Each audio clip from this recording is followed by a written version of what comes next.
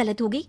अरे कोई मस्त लड़का मिलता, कमाता भी, घुमाता भी, घर के कामों में भी मदद करता, लेकिन नहीं जी, हमारे वाले को तो कमाने से फुर्सत ही नहीं, और कमाई भी ऐसी कि कोई जरूरत पूरी ही नहीं हो रही है। सुनील बेचारा शीना को देखकर सोचता है कि शीना सही कह रही है।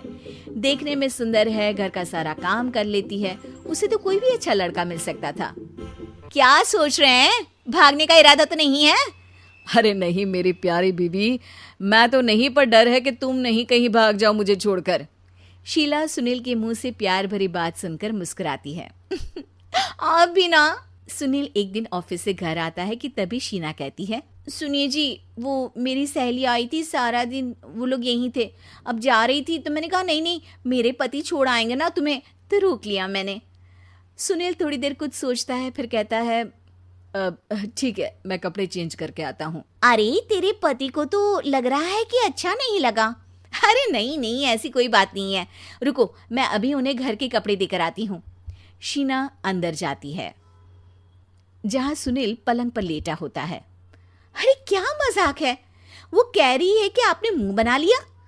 सही तो कह रही है, सुबह से अब ऑफिस से लौटा हूँ, एक कप चाय का तो पूछा नहीं, 20 किलोमीटर जाओ और आओ, और फिर कल उसी टाइम पर ऑफिस। अरे यार, मुझे गाड़ी चलानी आती ना तो बोलती भी नहीं आपको, और कौन सा रिक्शा खींच कर जाना है आपको।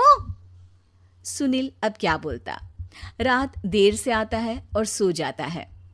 अगले दिन शरीर दर्द हो रहा है। अरे तो मत जाओ ना ऑफिस, चलते हैं ना मार्केट घूमने, फिर पिक्चर देखेंगे और रात में खाना खाकर घर वापस। सुनील जब सारे दिन की थकान वाला शेड्यूल सुनता है तो वो सीधे सीधे ऑफिस के लिए तैयार हो जाता है। अब आए दिन शीना की डिमांड बढ़ती ही चली जाती है और सुनील उसको पूरा भी करता। लेकिन एक दिन, ए जी मेरा भाई आ रहा है, उसे 2 लाख रुपए की जरूरत है। हाँ तो मैं क्या करूँ शीना, मेरे पास इतने रुपए नहीं है। हाँ हाँ पता है नहीं है, लेकिन किसी से लेकर तो दे सकते हो ना। अरे मैं किससे मांगू, मेरे तो जानने में भी कोई नहीं है जिसके पास इतनी बड़ी रकम हो।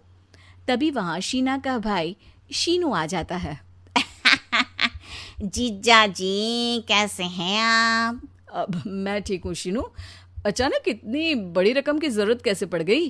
अरे जीजा जी, वो बिजनेस शुरू किया ना, तो उसके लिए पैसे की जरूरत है, काफी हो चुका है, थोड़ा पैसा बचता है तो मैंने सोचा आपसे ले लूं। अब देखो मेरे ऑफिस में कुछ लोग हैं जिनकी सेविंग अच्छी है, मैं उन लोगों से बात करके देखता हूँ। सुनील ऑफिस से किसी से पैसे लेकर शीना को दे देता है। शीना वो पैसा भाई को दे देती है। 2 महीने बाद, अरे यार शीना, वो ऑफिस वाला आदमी अपने पैसे मांग रहा है, कैसे दूं? अपने भाई से बोलो ना पैसे दे दे। अरे हाँ हाँ दे देगा, कहाँ भागा जा रहा है, आप उनको बोल दो कि दे देंगे। थोड़े दिन बाद, शीना वो आदमी मुझसे आज भी पैसे मांग रहा था यार, मैं तंग आ गया हूँ, ऑफिस जाते ही सामने उसका चेहरा दिखता है, क्या बोलूँ, बार बार पैसे मांगता है। अच्छा मैं शीनू को फ़ोन लगाती हूँ, बात करके देखती हूँ। शीना भाई को फ़ोन करती है लेकिन वो फ़ोन उठाता ही नहीं। लगता है भाई कहीं ऐसी जगह है जहाँ नेटवर्क की समस्या होगी। सुनील अगले दिन दोपहर को ही घर आ जाता है। उसका चेहरा उतरा और परेशान सा होता है। वो रोने लगता है। अरे क्या हुआ जी, आप इतना परेशान क्यों हैं? सब ठीक तो है ना? अरे नहीं शीना, कुछ ठीक नहीं है, मैं ठीक नहीं हूँ।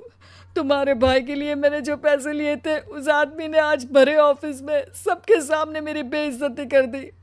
सबके सामने आज मैं कर्जदार बनकर खड़ा था। मैंने हर वो प्रयास किया घर चलाने के लिए जो मैं कर सकता था, लेकिन अब नहीं होगा। वो फिर रोने लगता है। अरे आप तो औरतों की तरह रो रहे हैं, मर्द हैं आप। क्यों, आदमी के सीने में दिल नहीं होता, या फिर वो इंसान नहीं मशीन होता है? अरे मैं थक चुका हूँ शीना, तुम समझती क्यों नहीं? मैं भी शारीरिक और मानसिक रूप से थकता हूँ, मैं भी आराम करना चाहता हूँ, सुकून चाहता हूँ। मैं अब कुछ नहीं कर सकता। कुछ नहीं। वो बैठ जाता है।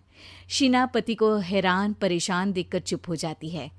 अगले दिन, सुनिए ये लीजिए 2 लाख रुपये, उस आदमी को दे दीजिए और बोल दीजिए कि आज के बाद किसी को पैसे के लिए बेइज्जत ना करे। सुनील पैसे देखकर राहत की सांस लेता है। अरे शीना, तुमने तो मेरा बहुत बड़ा काम कर दिया। अब मैं शान से ऑफिस जा सकता हूँ। लेकिन ये पैसे आए कहाँ से? ये पैसे मैंने अपने गहनों को गिरवी रख कर लिया है। तुम ठीक रहो, निश्चिंत रहो, मैं बस यही चाहती हूँ। मुझे माफ़ करना, पर अब मैं समझ चुकी हूँ कि मर्द को भी दर्द होता है।